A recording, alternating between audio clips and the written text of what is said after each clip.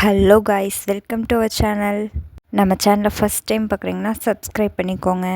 இந்த வீடியோ தைப்பூஸ் அன்னைக்கு, அதாவது 1ஆம் தேதி எடுத்தது. அதுக்கப்புறம் 2, 3, 4ன்னு 3 டேஸுமே எனக்கு எக்ஸாம் இருந்துச்சு. ஸோ என்னால் எடுத்த வீடியோவை கூட எடிட் பண்ணி போஸ்ட் பண்ண முடியல. ஏன்னா 1 டேக்கு 1 எக்ஸாம்னாலே படிக்கிறது கஷ்டம். 1 டேக்கு 2 எக்ஸாம்ஸ், அதாவது 3 நாளுமே 2 எக்ஸாம் வச்சுட்டு இருந்தாங்க. படிக்கிறது நிறையா இருந்துச்சு. அதுக்கப்புறம் படிச்சுட்டு எனக்கு ஒரு உடம்பு சரியில்லையா, அதனால் நல்லா ரெஸ்ட் எடுத்துகிட்டு அதுக்கப்புறம் இன்றைக்கி தான் லாஸ்ட் எக்ஸாம் முடிஞ்சதுக்கப்புறம் இன்றைக்கி ஈவினிங் வந்து தான் இந்த வீடியோ எடிட் பண்ணி போஸ்ட் பண்ண போகிறேன். அதுக்கப்புறம் அங்கே போய் என்னெல்லாம் நடந்துச்சுன்னா, அப்படியே பஸ் ட்ராவலிங் நல்லா இருந்துச்சு.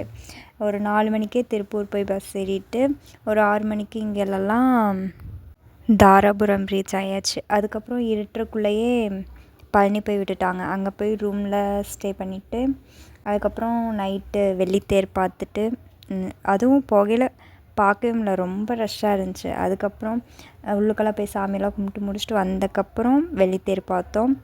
நல்லா கிட்டேயே பார்க்குற மாதிரி இருந்துச்சு, நல்லா இருந்துச்சு.